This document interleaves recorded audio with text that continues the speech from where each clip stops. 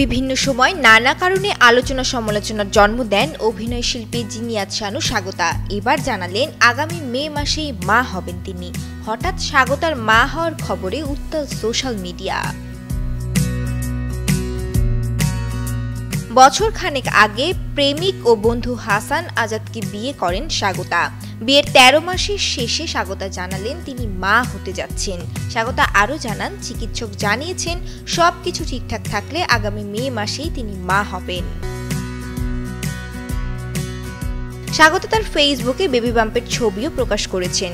প্রথম বিবাহ বার্ষিকী উপলক্ষে অনুষ্ঠানের আয়োজন করেন এই দম্পতি। সেদিনই এসব স্থির চিত্র তোলা হয়। অন্তঃসত্ত্বা স্বাগতা কাজও কমিয়ে দিয়েছেন।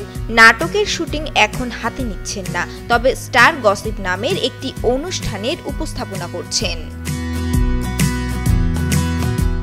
এ প্রসঙ্গে স্বাগতা গণমাধ্যমকে জানান, এই অনুষ্ঠানে কায়িক পরিশ্রম সেভাবে নেই, পুরো কাজটাই বসে বসে করতে হয়, তাই করছি।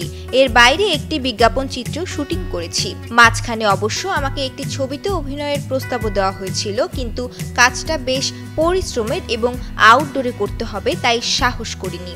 বাসার মানুষও না করেছেন।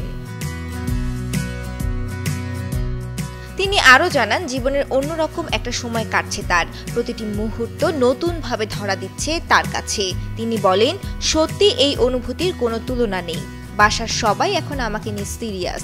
সবাই আমার ব্যাপারে এখন অনেক বেশি আন্তরিক। পুরো সময়টাও আমিও বেশ উপভোগ করছি। তবে সবার কাছে দোয়া চাই সবকিছু যেন ঠিকঠাকভাবে হয়। শ্রেয়া রায়, কালের কণ্ঠ।